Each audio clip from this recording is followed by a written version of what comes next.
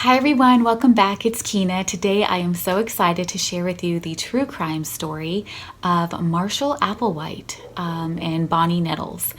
Now, this was the mass suicide that happened in California back in 1997. That was a religious cult, a group of people who followed a maniac that led to their death, to their demise.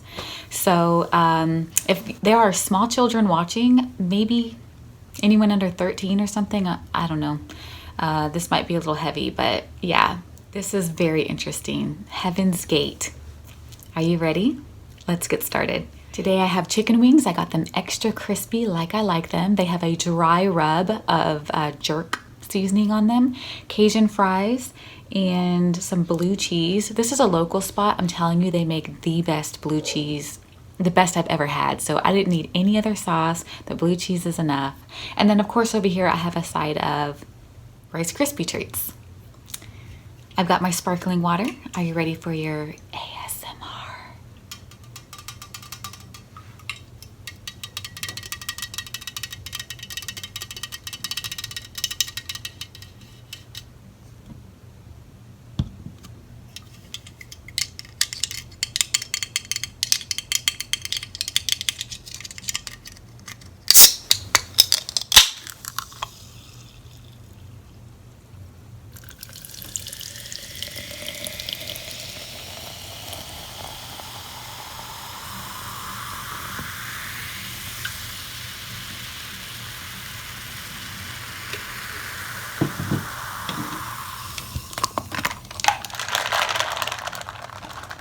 So Heaven's Gate, this was a religious cult, a group of people who followed a man named Marshall Applewhite and Bonnie Nettles.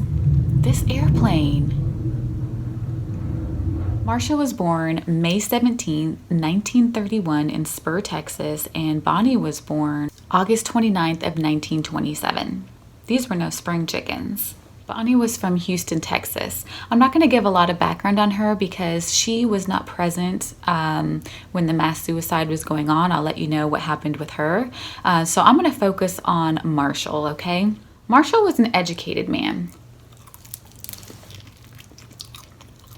Oh my God. So good. Marshall attended several universities in Texas, Colorado. He had a master's degree in music and a bachelor's degree in philosophy. And in 1952, he also studied theology. He was very religious. His father was a minister, a Presbyterian minister. And he's been religious since he was a kid.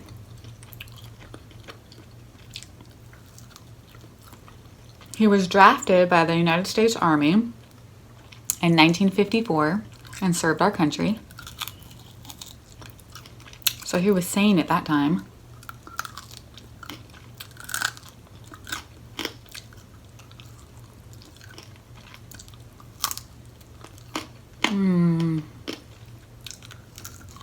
Okay, let me stop.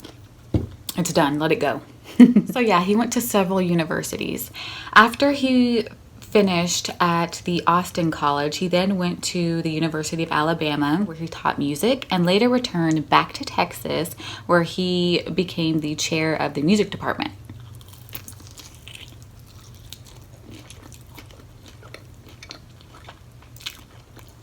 Wow.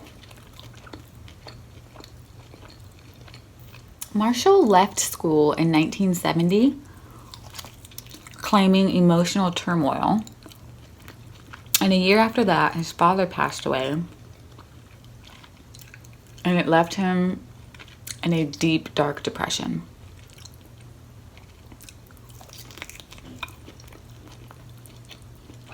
Around this time, he met a woman named Bonnie Nettles.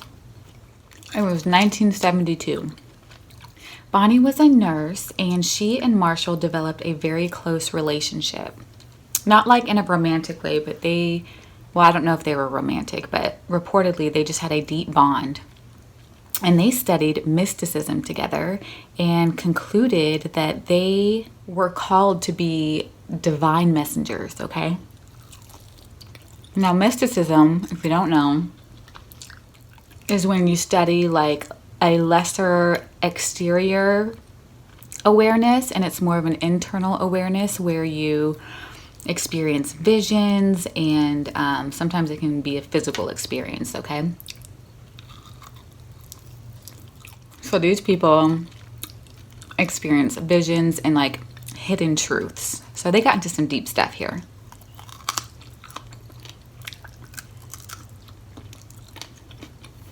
Oh no, let me fix the sun. It's like the light's doing something here. I'll be right back. So anyway, yeah, so Marshall and Bonnie are involved in these spiritual, like religious ecstasies called mysticism, and having visions, and they're like having these internal experiences of visions and such, okay? So the next year in 1973, they wanted to spread this truth and awareness, right? So they went to California and Oregon, and they gained 40 followers.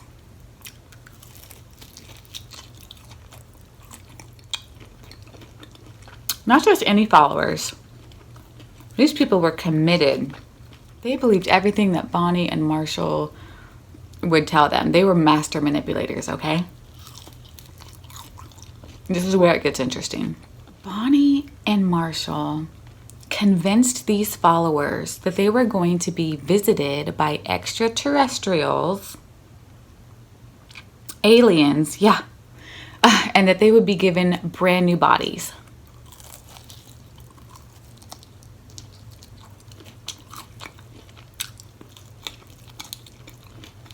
And these followers were here for it. And there were 40 people who strongly believed in this, okay? Later in the 70s, they moved to Dallas, Texas. They, as in Bonnie, Marshall, and their followers. And they received a large lump sum of money. They don't know if this large lump sum of money was from like an inheritance from one of the followers, or maybe income that was just generated from them.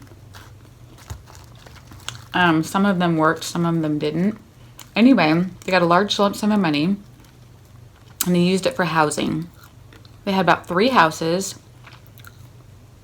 and then the leaders would have like their own house. So these followers like shared large homes.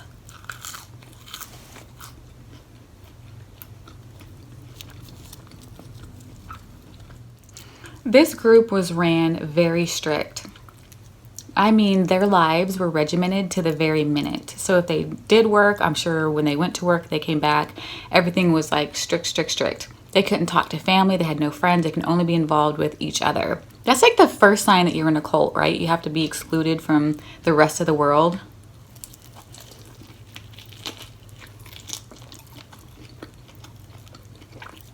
But those who would not commit were asked to leave. So it's not like they were forced into doing this. It was all willing because these people were brainwashed by this mastermind manipulator, okay? Bonnie and Marshall even told the followers that one night the extraterrestrials, the aliens, okay, were gonna come, and they all had to wait outside for like this coming so that their bodies can like ascend with these aliens, and they can go live on another planet and like be in their heaven. So weird. We stayed out all night. And Marshall used this as a weapon, as control, their belief, their faith, you know what I mean?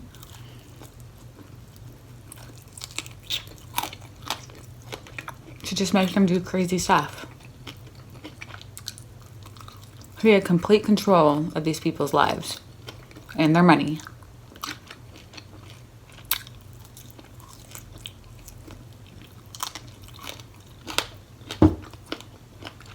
In the 1980s, Marshall and Bonnie kind of relaxed their grip on the people and like allowed them to see family members just on Mother's Day. but they were instructed to tell their family members that they were staying like in some monastery. And they were very happy, and they were working on like computer stuff. It took a lot of time and dedication, so they couldn't be away for too long. They had 80 followers at this time. This is so good. Oh my gosh. I got these extra crispy, but like on the way back, you know, when it's closed in those containers, like the steam kind of like takes the crisp away, but it's still really good. Like this flavor and this blue cheese. So good. In 1983, Bonnie got cancer and had to have one of her eyes removed, like completely. She only lived for 2 more years after that. In 1985, she dies. And Marshall was devastated. And he told his followers that it was because she had too much energy for this earth.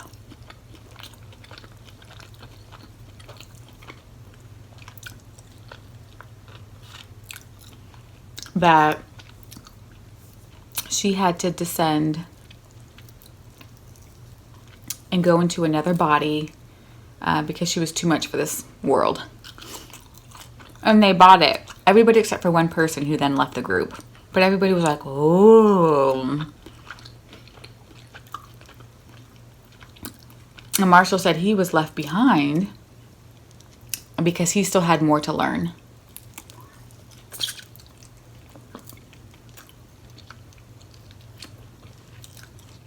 Bonnie had to abandon her body and ascend to the next level. Marshall also explained to his followers that Bonnie occupied a higher spiritual role and started identifying her as the Father. Now,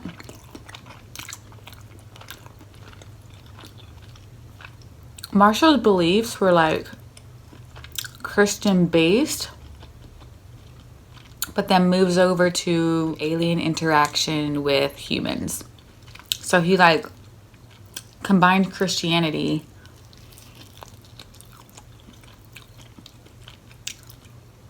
and life on other planets.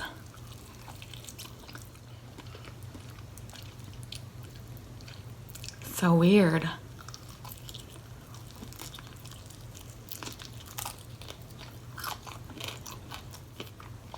Marshall taught his students that he needed to be seen as Christ-like and that he was the mediator between this world and what was to come, the next level.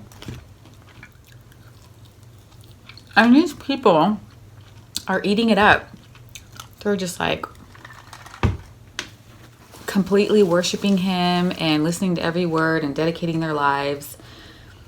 These people believed with all their hearts. It's very sad, like brainwashing at its finest, okay? Now,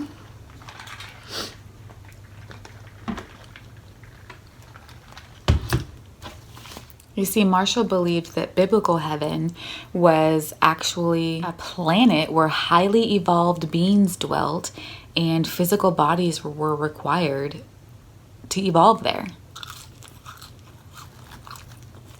He emphasized that Jesus Christ came to earth, was killed, and his body was supposed to be transported onto a spaceship, but that failed. So he's mixing religion with like his own theories of extraterrestrials. Marshall decided that there was an opportunity for humans to reach the next level every 2 millennia.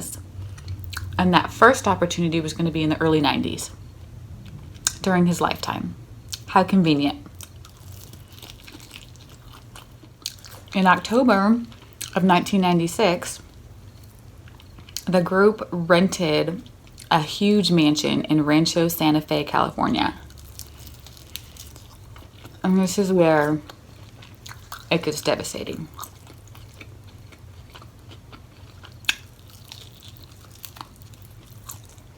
That year, the followers released 2 videos that gave the viewers, I guess whoever was watching, they gave them one more chance to evacuate Earth, okay?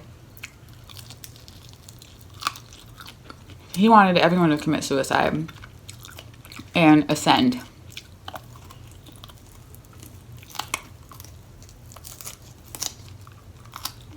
Around this time, they learned about Halley's Comet.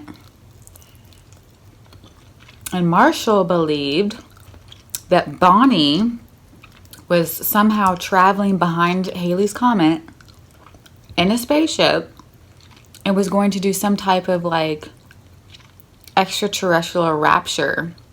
So the people, his followers, Marshall's followers who died previously, he believed they would be, their spirits would be raptured onto this alien ship with Bonnie, and that they would all go to the next level on this planet and be in heaven and live happily ever after. And the other people, the rest of the world, didn't know about this ascending time because of a government conspiracy that was suppressing the word to the craft. So the government didn't want other people to know that they could ascend and go to heaven. Alien heaven. In late 1997, the group isolated themselves and started to record their farewell statements. So sad.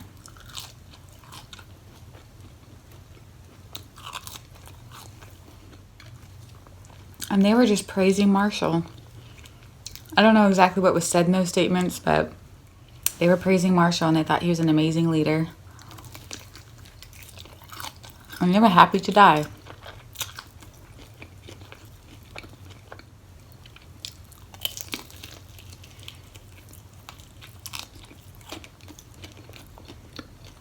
We all want to know how they did it, right? If you're going to kill yourself, what's the best way to do it? There's not a good way, because killing yourself is the worst idea in the world. And if you ever have thoughts of that, get help immediately. Tell somebody and get help. Suicide is never the answer. Moving on. They all took barbiturates, which is a nervous system depressant, and alcohol. And then they would put bags over their heads. And then they died.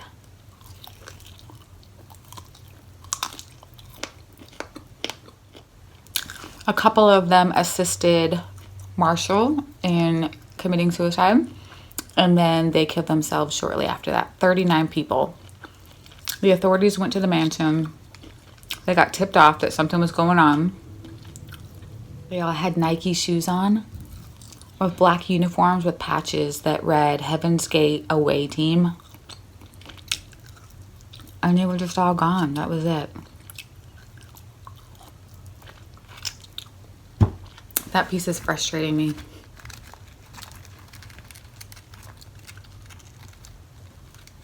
You can look more into Marshall's beliefs and the doctrine that he believed in, that he created in his mind and shared with everyone. It goes on and on and on. It's crazy. It was a 3-day period of suicide. They just kind of did it little by little. And that just makes me really mad. But it's not like Marshall just wanted to control these people and wanted them to die. Like, he truly believed this way of thinking. You know? He was sick. That's just crazy to me. What did you guys think?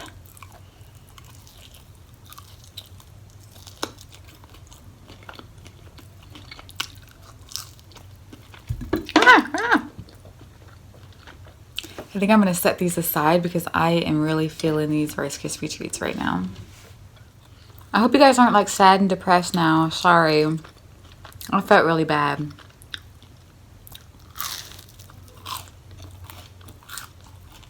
You know what I didn't ask? How's everyone doing today? It's Friday. Hey, did you get paid today? The weekend is here. Can hang out, eat Rice Krispie treats, listen to true crime stories.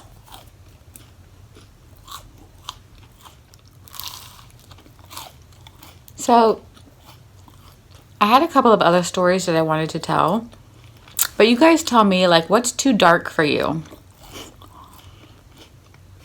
Because there are some, like,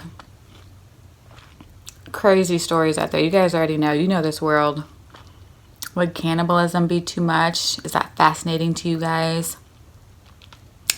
Kidnappings.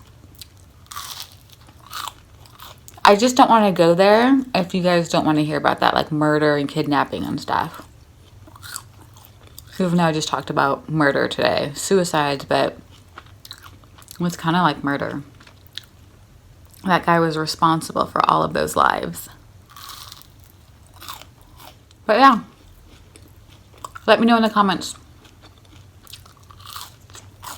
You guys, thank you so much for being here. I appreciate you. Please give this video a thumbs up if you enjoyed it. Give me some feedback. Let me know what other true crime style videos you want to see. And have a great rest of your day. I'll see you all in the next video. I'm going to keep eating this. If you have to go, bye.